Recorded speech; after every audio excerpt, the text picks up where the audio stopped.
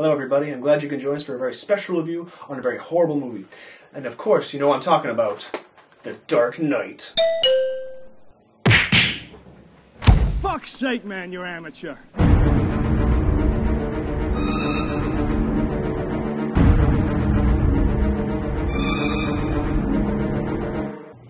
Hello everyone, and welcome to Taylorem and Dill at the Movies. I'm Taylorem. And I'm Dill. And we're here to tear movies apart. Tonight's movie is the Wicker Man remake, starring Nicolas Cage. But before we dive into that, let's have ourselves a history lesson. In 1973, the original Wicker Man was made. Starring Edward Woodward and Christopher Lee, it is a classic horror film. The film revolves around the inhabitants of Summer's Isle, an island isolated from the outside world. Sergeant Howie travels to the island in search of a missing girl, but the whole village denies her existence. After some oddly placed songs and a nude scene, Howie is sacrificed in the Wicker Man for next year's harvest.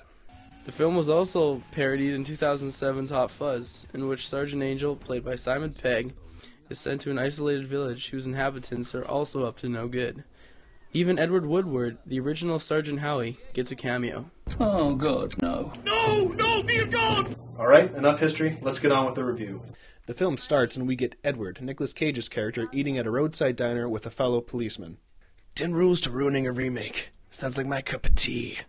Cage then hops on his chopper to witness a vehicle throwing away a doll. Nobody litters in my jurisdiction. Cage pulls him over and returns the doll to a little girl with her mom, who apologizes. Sorry again. Ever since lunch, she's been acting out. That's why Pixie Sticks and Red Bull is not a good lunch. Once the little girl realizes Cage touched her doll, she does the appropriate action. Somebody stop that. Get it, bitch. Then, while getting the doll, this happens.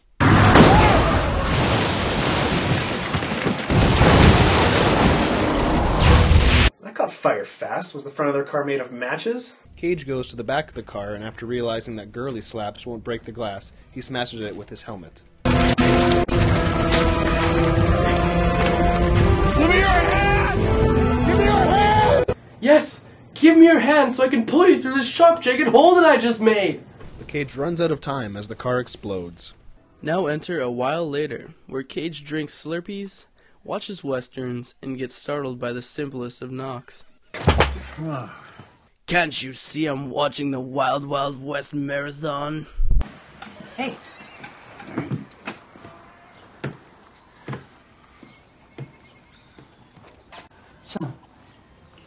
I guess films really do slow down when no one reads the script. Cage has been taking time off after the car crash, and the other officer informs him that the bodies from the car were never found. He flips through his mail and stumbles upon a letter. I have a daughter. She is a perfect child, and her name is Rowan. She has been missing for 2 weeks now. The letter pleads that Cage come and investigate a tiny village called Summer's Isle, where a little girl named Rowan has gone missing.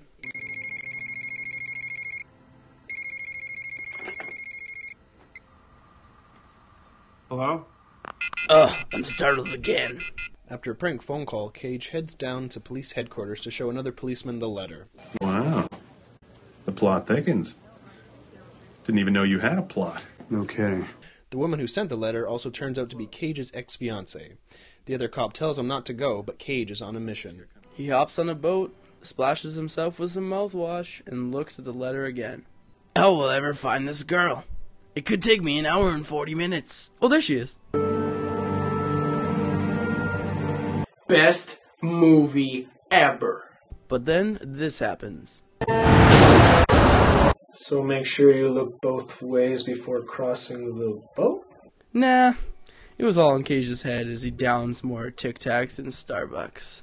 After exiting the boat, Cage meets with the local pilot. Ahoy there!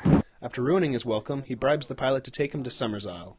Once on the island, Cage is met by 3 old bitches and 2 guys holding a suspicious leaking bag. He asks about where Rowan might be, and even shows a picture, but they refuse to look at it like it's a photo of Steve Buscemi. I don't recognize this child. Do you, Violet? No, can't say I do. Just a tip there, it often helps to actually glance at the photo. After not getting any answers, Cage is fed up and must look into the blood-dripping bag. Go on. Take a peek.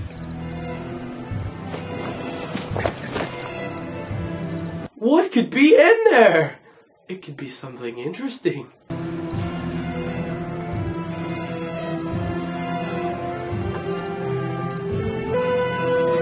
Ah! Damn bitch is startling me. He then walks away, never knowing if that was Rowan's dead, mutilated corpse right in front of him. Cage then goes to local inn and meets the innkeeper. Are you the barmaid in here, or whatever you call it? I'm Sister Beach, yes. I'm Sister Manley, yes. He then sees his old ex-fiancée and gets a room and a locally made beer. A brew of honey, herbs, and whatnot. Whatnot being spit. Cage then sees a bee and squishes it, claiming he's allergic. Well, gee, I wonder if that'll be important, After receiving a note from his ex-fiancée, Cage meets her for a conversation. She says she's glad he came and that he must find her little girl. Cage swears that he will, and she leaves, making this scene pointless. Please find my daughter. Oh, okay. Please find my daughter. Sure, I got nothing to do this weekend. Then, after making sure the entire audience knows he's allergic to bees, he witnesses Sister Mister with a pair of very odd twins. The time of death and rebirth. Yes. Of the Wicker Man's return. Boy, I bet that gets annoying fast. Cage then goes to bed and dreams about past scenes. Yep, we're already 27 minutes into the film, and we're doing flashbacks. I don't think I'll ever find that girl. I haven't done any searching, but... Oh, there she is. He then chases the girl into an old barn to find a red hood, some produce, and you guessed it, gets startled again. Startled? This can't be good for my heart. Or my bowels. The next morning, dear Cage has breakfast, but has no honey. He inquires with one of the sisters. We don't have any royal honey for you. None at all? No, not a drop. Not a square to spare. He then looks over pictures of past harvests and sees the last one has been broken. Sister Testicles informs him that it was broken last night. Damn you kids and your baseball in the streets! Cage then talks to the sister about where the school is. Up the hill and through the woods. No, I think that's where Grandma's house is. After passing the Sluts Anonymous Club, Cage makes it to the school and sees the lessons being taught. Will you tell us what man represents in his purest form? Yes.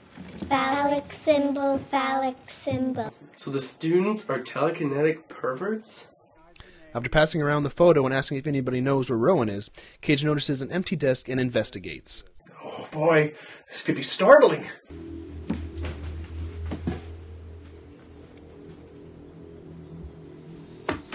Oh, shit my pants. He then looks through the teacher's desk and finds that Rowan once did go here. Cage talks to her outside and finally gets some solid answers. Rowan Woodward burnt to death and is buried in the churchyard, where he goes next. In the churchyard, Cage meets up with his ex-fiancée, who still exclaims that Rowan is alive. She also lets out a little secret. No, I don't know. I do not know that our daughter is going to be okay.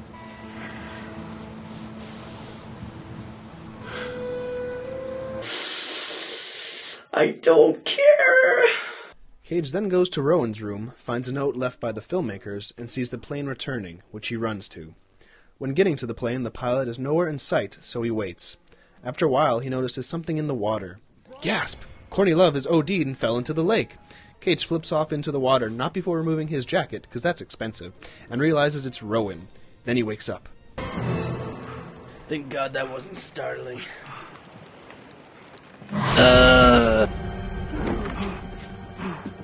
God damn it! Cage then breaks into the photographer's house to look for the missing photo of Rowan with the year's harvest. He finds it and discovers it was the worst harvest on record. You shouldn't have planted with jelly beans then.